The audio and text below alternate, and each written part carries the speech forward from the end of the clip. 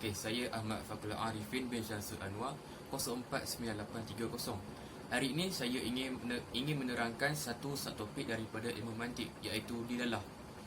Okey, yang pertama sekali kita akan pergi kepada tarikh dia sendiri. Okey, dilalah bermaksud memahami sesuatu daripada sesuatu yang lain. Sesuatu yang pertama itu dinamakan madlul, yang bermaksud sesuatu yang ditunjuk. Manakala sesuatu yang kedua itu dinamakan adal, yang bermaksud sesuatu yang menunjukkan. Okey, dilalah ini terbagi kepada dua, iaitu lafziah dengan ghairul lafziah. Lafziah ialah sesuatu petunjuk yang berbentuk lafaz dan ucapan. Contohnya, isyarat bomba menunjukkan adanya kebakaran. Untuk ghairul lafziah pula ialah ghairul lafziah ialah petunjuk tanpa lafaz yang dapat ditanggapi dengan akal fikiran. Contohnya, muka pucat menunjukkan seseorang itu sakit. Okey. Dilalah lafziah ini terbagi kepada tiga, iaitu dilalah lafziah akliyah, dilalah lafziah tabi'iyah dan dilalah lafziah wadi'iyah. Dilalah lafziah akliyah ialah petunjuk berdasarkan lafaz dan dapat ditanggapi dengan akal fikiran. Contohnya, suara pesakit menunjukkan pesakit itu masih hidup. Okey, yang kedua, dilalah lafziah tabi'iyah. Dilalah lafziah tabi'iyah ialah petunjuk berdasarkan lafaz dan dapat ditanggapi dengan gejala semula jadi. Contohnya, suara tangisan bayi menunjukkan suara tangisan budak menunjukkan ianya sedih. Okey, dan yang terakhir ialah dilalah lafziah wadi'iyah. Dilalah lafziah wadi'iyah ialah petunjuk berdasarkan lafaz dan dapat ditanggapi dengan istilah yang ditentukan oleh para ilmuwan. Contohnya, lafaz insan menunjukkan haiwan natik, iaitu haiwan yang boleh berfikir, iaitu manusia. Okey, yang seterusnya, dilalah lafziah wadi'iyah terbagi pula kepada tiga, iaitu yang pertama ialah dilalah mutabiqiyah, yang kedua dilalah tadmuniyah dan yang ketiga dilalah iltizamiyah. Okey, yang pertama dilalah mutabiqiyah.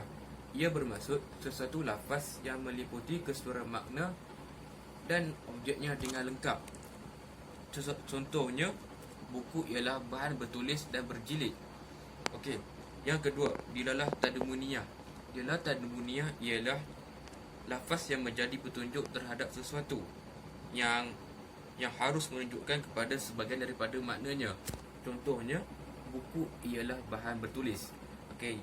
Dan yang terakhir ialah dilalah iltizamiyah, iaitu lafaz yang menjadi petunjuk terhadap pengertian daripada sesuatu sifat yang pasti ada pada lafaz itu, namun ia tidak tepat dengan keadaan sebenarnya. Contohnya, sambar tumis ialah sesuatu yang pedas.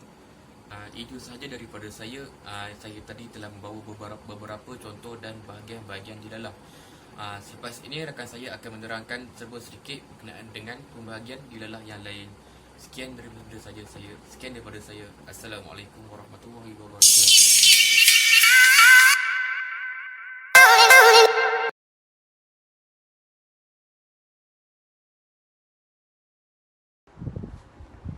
Assalamualaikum warahmatullahi wabarakatuh.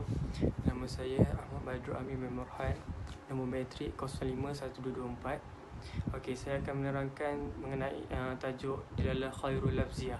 Okey, dilalah ghairul lafziah ni terbagi kepada tiga, iaitu dilalah ghairul lafziah akliyah, dilalah ghairul lafziah tabi'iyah dan dilalah ghairul lafziah wadiyah. Okey, dilalah ghairul lafziah akliyah ni bermaksud petunjuk tanpa lafaz yang dapat ditangkapi dengan akal fikiran. Contoh kat sini, keadaan bilik yang berselerak menunjukkan ada orang memasuki bilik tersebut.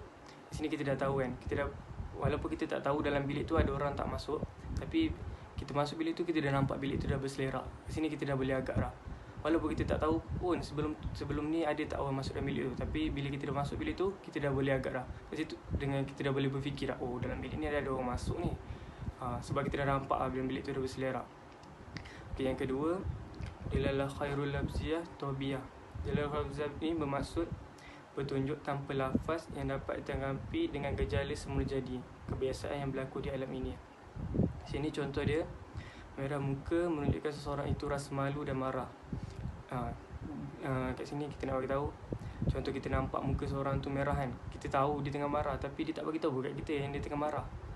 Sebab kita nampak reaksi muka dia tu pun kita dah tahu dah, oh dia ni tengah marah ni sebab muka dia tengah merah. Ataupun kita tahu dia ni tengah malu.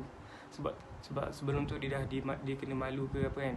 Sebab kita tengok reaksi muka dia memang merah lah. Ataupun dia suka kat seorang tu, bila dia tersempak dengan seorang tu, muka dia tu dah berubah jadi merah. Itu kita tahulah yang muka dia tengah malu time tu. Okey, yang ketiga, di dalam khairul lafziyah wadiyah. Sini bermaksud petunjuk tanpa lafaz yang dapat terapi daripada istilah yang telah ditentukan oleh manusia. Di sini kita nak bagi tahu, contoh dia bendera dikibar separuh tiang menunjukkan raja mangkat. Ini kita tahu kalau kat Malaysia ni, kalau setiap kali ada raja yang mangkat, akan bendera akan dikibarkan separuh tiang. Semua negeri kat dalam Malaysia ni. Okey, yang kedua, contoh dia isyarat merah tanda berhenti. Kat sini dia nak bagi tahu lampu traffic light. Okey, situ yang kita tahu lampu traffic light ni bila time merah kita akan berhenti. Walaupun orang tak suruh, tapi kita dah tahu dah. Time merah je orang akan berhenti.